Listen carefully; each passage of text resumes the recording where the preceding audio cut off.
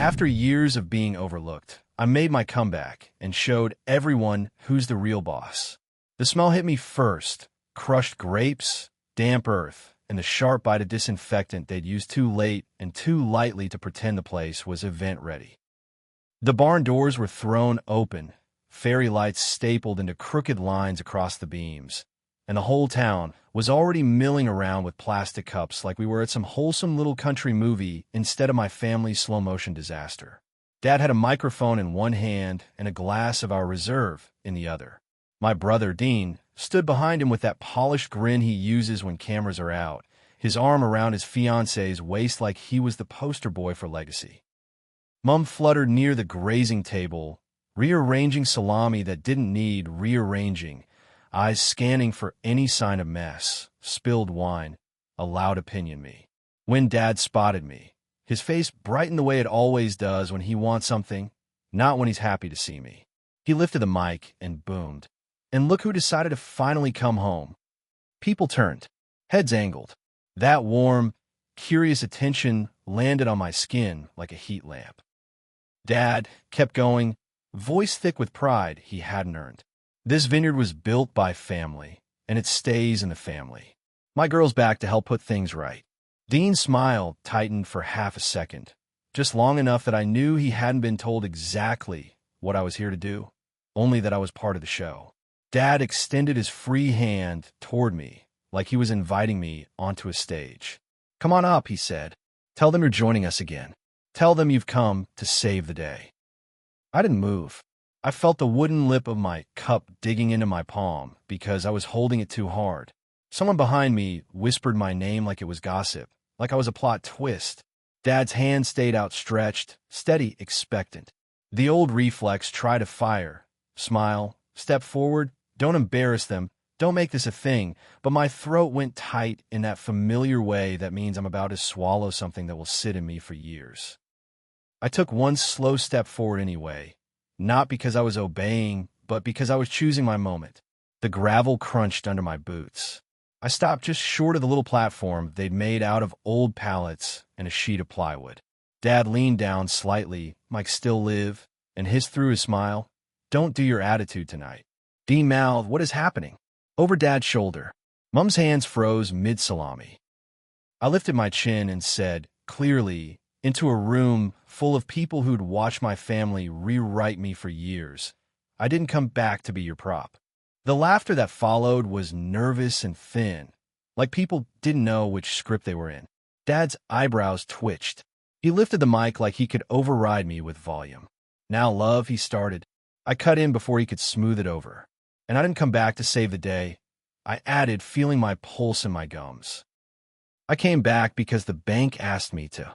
It started, like most of my family's disasters start, with a phone call that sounded sweet for the first 10 seconds. It was a Thursday afternoon, rainy, the kind of Sydney day that makes the sky look like wet concrete. I was in my office, real office, glass walls, actual HR posters about well-being, when my mobile buzzed with Mum's name. I let it ring once, twice, because my body has learned to brace before I answer. When I picked up, she said, "Hi, sweetheart," in her gentle voice, and I could hear the smile she was putting on. Then she rushed, like she always does when she's trying to outrun my questions. "We're having Harvest Fest this weekend. It's a big one. The council's coming. The paper might come. We'd love you here. Dean would love you here." I heard Dean's name and immediately knew this wasn't about love. Mum doesn't use Dean like that unless she's trying to make me feel guilty for not orbiting him. I said, "Mum, what's going on?" She went quiet long enough that I heard a fridge door open and shut. Then she said, very softly, "It's just been hard. Your father's been stressed. The vineyard needs help." She didn't say money. She never says money. She says help like it's a holy word. I've been overlooked my whole life in that particular family business way, where you're essential until you want credit. I grew up on that vineyard. Before school, I'd be out there with a head torch, clipping dead leaves because Dad said, "Discipline makes character." After school, I'd be in the small office with Mom, entering invoices, chasing late payments, doing the boring work nobody applauds. Dean would wander in, take a selfie with the barrels, and Dad would slap him on the back and say, "That boy's got vision." When I got top marks in chemistry, Dad said, "You're book smart, but can you handle real work?" When Dean got a part-time job pouring tastings on weekends, Dad told everyone at the pub he's a natural. I learned to be quiet about my achievements because loud pride in our house got punished. I learned to be helpful because helpful got you tolerated. And then I did what I always promised myself I'd do. I left. I left after the year Dad announced, at a harvest fest just like this one, that Dean would take the reins one day because he has the right personality for people. I remember standing behind the tasting table, hands sticky with grape juice, and watching the crowd clap for my brother like he'd invented the vineyard. I remember Mom glancing at me, a quick look that said, "Don't react. Don't ruin it." I did the whole evening smiling until my cheeks hurt, and then I went home and cried in my room like I was 12, not 21. 2 weeks later, I accepted a job in the city with a beverage distributor. Operations, supply chain, contracts, the unsexy guts of the industry. I told Dad over dinner. He didn't look up from his plate. He just said, "Don't come crawling back." I didn't. Not for years. I built a life that didn't revolve around their weather moods. I became very good at systems. I learned how to walk into a messy operation and see the bones, where money leaks, where stock gets lost, where people hide their mistakes under charm. I got promoted. I managed teams. I handled suppliers who try to bully us. I got a reputation for being calm when things were on fire, which is funny because it's not a personality trait, so much as a trauma adaptation from growing up in a place where everything was always about to explode and you were expected to smile anyway. So when Mom called, I knew what help would mean. Fix the mess, take the blame, and then step aside so Dean could be celebrated as the hero. Except this time, it wasn't just Mom calling. The next day, I got an email from a number I didn't recognize with a subject line that made my stomach sink. Vineyard account, urgent. It was from a relationship manager at their bank. Professional tone. Polite. The kind of politeness that's a warning. She said she'd been advised I had industry experience and asked if I could attend a meeting in an advisory capacity regarding the family business. My name hadn't been on anything for years, which meant they hadn't come to me because they wanted me. They came to me because someone else, someone with actual leverage, had insisted. I called the number. The woman spoke like she'd done this 100 times, like vineyards failing were just another Tuesday. She didn't say my parents were irresponsible. She didn't need to. She said things like covenants and arrears and temporary management conditions, and my brain filled in the gaps with images of unpaid invoices, staff wages delayed, equipment borrowed and never returned. When she mentioned risk of enforcement, my mouth went dry. Not because I cared about the business as an asset, because I cared about the people who worked there. People I knew by name, who'd watched me grow up, who'd covered for Dad's temper and Mom's denial and Dean's incompetence. I agreed to come, but I came on my terms. I drove up the day before Harvest Fest. The vineyard looked smaller than it did in my childhood, like nostalgia had been inflating it in my mind. The rows were patchy. The grass between them was too long. The tasting room windows were smudged with fingerprints. The new sign out the front, painted in Dean's modern script, was already peeling at the corners. When I walked into the office, the air smelled like old paper and stale coffee. Mom sprang up like she'd been waiting by the door. "Oh, sweetheart," she said, arms out. I let her hug me, but didn't hug back properly, and I felt her notice. Dad was at the desk, hunched over a stack of letters he pretended were just paperwork. Dean sat on the filing cabinet, scrolling on his phone like we were in a cafe. He looked up, saw me, and grinned. Look who finally remembered where she came from. I smiled with my mouth and not my eyes. Dan. Dad didn't stand. He said, "So, like my presence was an inconvenience, you're here." "Apparently," I said. The bank meeting was in the tasting room because Dad refuses to leave the property like it's a superstition. The relationship manager, Sonia, arrived with a tablet and a folder, and her calm professionalism made my parents instantly twitchy. Dad's charm turned on. Dean tried to play host. Mom offered tea nobody wanted. Sonia didn't bite. She laid out numbers. Mystery payments. Vendor notices. A distributor contract that had been breached. Then she said the line that explained everything. "We need operational oversight to protect the bank's position." We've been advised Ms. Hart can provide that. Dad's head snapped toward me. Operational oversight, he repeated like it was an insult. Dean laughed lightly. She's not. I mean, she doesn't even work here. Sonia's gaze didn't move. She has relevant industry experience, she said, and then looked at me directly. If you agree, Ms. Hart, we'll formalize you as an external manager for a defined period. This would be a condition of continued support. Mom's face went pale. External manager, she whispered, like the words tasted bad. Dad leaned forward, jaw tight. This is still our business, he said. Sonia nodded. It is, but it is also currently at risk. This is an alternative to more serious options. Dad's eyes flicked to me, furious, like I'd done this to him by existing. I didn't speak immediately. I watched my family's faces. Mom begging with her eyes. Dad bristling. Dean smirking, already planning how to spin this as him being supported. I felt that old familiar pressure, be the glue, be the fixer, be the quiet worker, and I did something different. I asked Sonia, will my authority be clear? In writing. Sonia said, yes. I asked, will access to accounts and contracts be controlled? One point of contact. Yes. I asked, will staffing decisions require my sign-off for the duration? Sonia's mouth tightened slightly, like she respected the question. Yes. Dean scoffed. Are you kidding? He said, laughing, but it was high and angry. You're really going to come in here and act like you run this place? Dad slammed his palm on the table. Wine glasses jumped. Enough, he barked. Then he pointed at me like I was 12. You will not humiliate this family. I looked at his hand, at his finger, and felt something in me go very still. You've been humiliating me for years, I said quietly. You just did it in private. Mom whispered, please, not like this.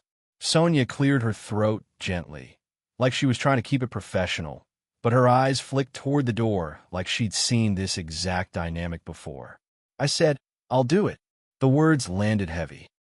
Dad's face twisted. Dean muttered, unbelievable. Mom exhaled like she'd been holding her breath underwater. But, I added and my voice stayed calm, I'm not doing it as a favor. I'm doing it as a job. And if anyone wants to argue about it, take it up with the bank. That's why Harvest Fest looked the way it did. My family panicking and trying to make everything look normal before anyone noticed the cracks. That's why Dad had the mic. That's why he was trying to present my return as this sweet, controlled narrative. Our girl's back, family legacy, everyone clap, because he couldn't handle the truth being what it was. They needed me, and not on their terms. Back in the barn, under the fairy lights, Dad's smile stiffened when I mentioned the bank. A murmur rolled through the crowd like wind through vines. People shifted their cups. Someone's aunt raised her eyebrows. Dean's fiancée, Talia, looked between us, confused, mouth slightly open like she just realized she didn't know the whole story. Dad laughed into the mic, trying to regain control. Oh, don't listen to her, he said. She always makes things sound dramatic. We're just getting some advice. I didn't raise my voice. I didn't snatch the mic. I did something worse for him. I stayed steady. Advice is what you get when you ask, I said. Oversight is what you get when you've ignored advice for years. The barn went quiet enough that I heard a bottle cap pop. Mom's face crumpled. She stepped forward, pleading, and tried to speak without the mic, like she could make me stop with pure emotion. Sweetheart, she whispered, people are watching.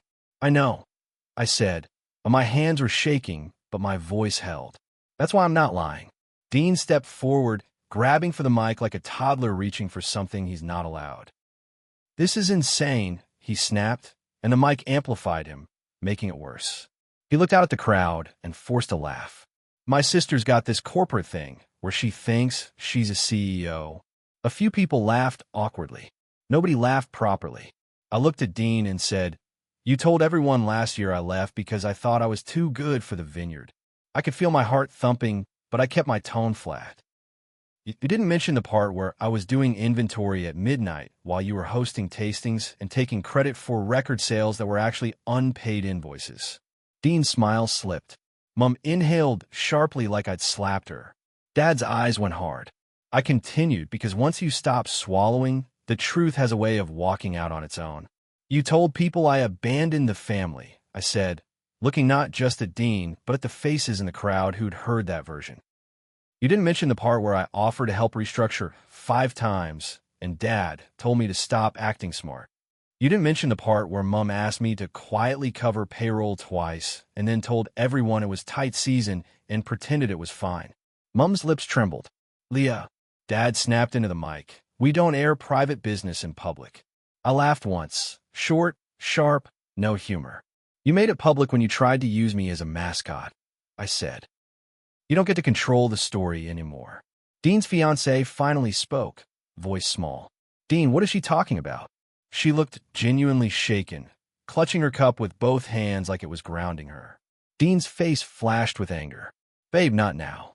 No, Talia said, and her voice got firmer. Now, that moment, watching someone who wasn't raised in our family's fog finally see the fog, almost made me nauseous with relief. Not because I wanted Dean punished, because I wanted the truth to exist outside my skull for once. Dad tried to pivot, charm back on, like he could wrap the room in warmth and erase the tension. All right, he said, chuckling. Let's not make Harvest Fest about numbers. We're here to celebrate community. Community. The word tasted bitter. Community had been the people who came every year and supported the vineyard, while my family spent money like the seasons were endless. I stepped closer to the platform, finally taking the mic from Dad's hand. Not yanking, just holding it while he still clung for a second. His fingers tightened around it like he might not let go. I held his gaze until he did. The mic was warm. My palms were damp. I looked out at the barn, at the fairy lights, at the faces that had known me as the quiet daughter, the helpful girl, the one who went off to the city. I said, I'm not here to embarrass anyone. My voice wobbled slightly on the first word, so I paused, swallowed, and kept going. I'm here because this place matters to people beyond my family. Staff, suppliers, the town, you. I gestured lightly with my free hand because it felt too intense to just stand still. The vineyard is in trouble. That's true. And the only way it gets better is if the truth stops being treated like an attack. You could feel the room softened by a millimeter. Not in support of my parents. In relief that someone was finally naming what everyone had been whispering. I said, the bank has asked me to step in for a period to stabilize operations. That means contracts, cash flow, compliance, all the boring stuff that keeps the doors open. I let out a slow breath. And it also means certain decisions won't be made by ego anymore. Dad's face tightened like he'd tasted a bad grape. Dean spat. So you're the boss now? I looked at him, and I didn't smile. For the next 6 months, yes, I said. Not because I want to be, because you left the doors open and pretended the storm wouldn't come in. Someone in the back murmured, good on her, under their breath. Mom flinched like it was betrayal. I handed the mic back to Dad then, because I didn't need to keep performing. I'd said what I came to say. The power move wasn't screaming. It was refusing to lie to keep them comfortable. After, people moved weirdly, like everyone had forgotten how to behave at a festival. A few locals came up quietly and squeezed my arm, thanked me, told me they were glad someone sensible is here. One of the staff, Ellie, who used to babysit me when I was little, hugged me so tight I could barely breathe and whispered, I'm proud of you. I had to blink hard and look away, so I didn't cry in the middle of the barn like a child. My family, meanwhile, unraveled in the corner. Dad cornered me by the portable toilets where the air smelled like hand sanitizer and stale beer. He got close enough that I could smell his aftershave and the faint sour note of stress sweat. You think you've won, he hissed. You've always wanted to make me look small. I stared at him, and my hands went cold. I wanted you to see me, I said. You couldn't handle that without feeling small. His jaw worked. He looked like he wanted to shout, but there were people nearby now, and Dad only explodes fully when the audience is safe. Mom came up behind him, eyes wet. Sweetheart, please, she whispered. Can't we just keep it private? I shook my head. Private is where you bury things, I said. And I'm done being buried. Dean stormed over, face flushed, voice loud enough to draw attention. You always hated me, he snapped. I actually laughed then.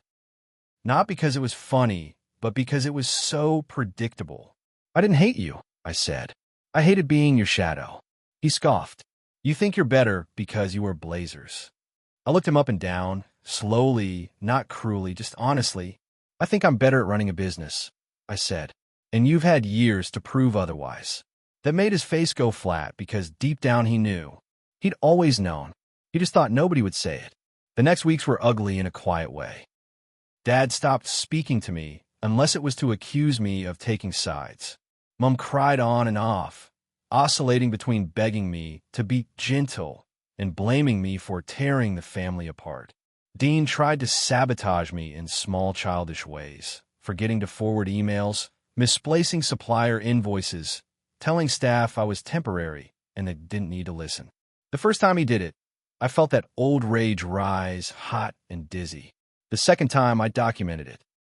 The third time, I sat him down in the office with the door open so everyone could see, and I said, calmly, if you interfere with operations again, you will not be involved at all. He laughed like I was joking. I didn't laugh back. He stopped. The weirdest part was the quiet moments when I caught myself doing things I'd never been allowed to do here. Giving instructions without apologizing, setting schedules, saying no. I felt guilty for it at first. My body would tense like I was about to be punished. But then I'd see Ellie relax because her pay was on time, or I'd see suppliers respond better because someone was answering emails like an adult, and the guilt would drain out of me like a fever. One night, long after closing, I stood alone in the vineyard rows with a torch, the same way I used to as a teenager. I listened to the wind moving through leaves. My boots sank slightly into soft soil. I smelled the cold, green scent of vines. I felt my throat tighten, not with anger, but with something like grief. Not for the business. For the years I'd spent thinking I had to earn my place here by shrinking. 2 months in, the numbers started improving. Not magically, because we stopped bleeding money, because we negotiated better distribution terms, because we stopped pretending good vibes could replace bookkeeping. Dad hated that part. He hated that my work was quiet and effective, because there's no applause for a spreadsheet that saves you. Dean hated it, because it meant he couldn't claim the turnaround without admitting he'd been part of the problem. But the staff noticed. The town noticed. And, slowly, my family had to adjust to the reality that my comeback wasn't a brief visit where they could pat my head and send me back to the city. I was there. I had authority. And I wasn't going to disappear just because it made them uncomfortable. The night that really sealed it, my actual boss moment, wasn't Harvest Fest. It was a Tuesday, ordinary, quiet, when Dad tried to sign a deal behind my back with a distributor who'd previously burned us. I found the draft contract in the printer tray, like it had been waiting for me. Dad was in the office, pen in hand, ready to sign like he was still king of the place. Dean stood beside him, smug. Dad looked up and said, "We're doing this." I didn't raise my voice. I didn't plead. I just reached out, took the contract gently from his hand, and said, "No, you're not." Dad's nostrils flared. "You can't stop me." I turned the contract around and pointed to a clause. "This locks us in a minimum volumes we cannot meet," I said. "This has penalties that will destroy us in a bad season. This distributor has already defaulted on payment once. If you sign this, you're not reckless. You're negligent." Dean scoffed. "Listen to her," using big words. I didn't look at him. I looked at Dad. "You can be angry," I said, "but you're not signing this." Dad's hand shook slightly, and I watched him realize, in real time, that the old tools, fear, shame, volume, weren't working. "You try one last thing. After everything I've done for you," he said, voice thick, "this is how you repay me?" And I felt something settle inside me. Heavy, solid, like a stone finally placed where it belonged. "You don't get to invoice me for raising me," I said quietly. "And you don't get to gamble with people's livelihoods because your pride is bruised." Dad stared at me, breathing hard. Then he slumped into the chair like his bones had given up. He looked old for the first time I could remember. Mom, who'd been listening in the doorway, covered her mouth with her hand and cried silently. Not loud, not performative, just tired. That night, after everyone left, Ellie came into the office and said, "You did good." She nodded at the contract in my hand. "He would have sunk us." I nodded back, throat tight. "I know." "Then don't feel bad," she said, like she'd read my mind. You're not the villain for keeping the boat afloat. I still don't know how this ends. I'm not naive. Families like mine don't suddenly become healthy because you set boundaries. Dad might never forgive me for not letting him be the hero. Dee might never admit he was wrong. Mom might keep trying to smooth things over until she wears herself into nothing. There will probably be another event, another microphone, another moment where they try to rewrite me into whatever version is convenient. But here's what I do know. The comeback wasn't me pulling up in a fancy car or announcing my title or humiliating them for sport. The comeback was me returning to the place that taught me to be small and taking up the space I'd always earned. It was me refusing to be the invisible worker behind someone else's smile. It was me speaking in the barn, hands shaking, and letting the truth exist where everyone could see it. And when Dad asked that night at Harvest Fest, voice dripping with accusation, "You think you're the boss now?"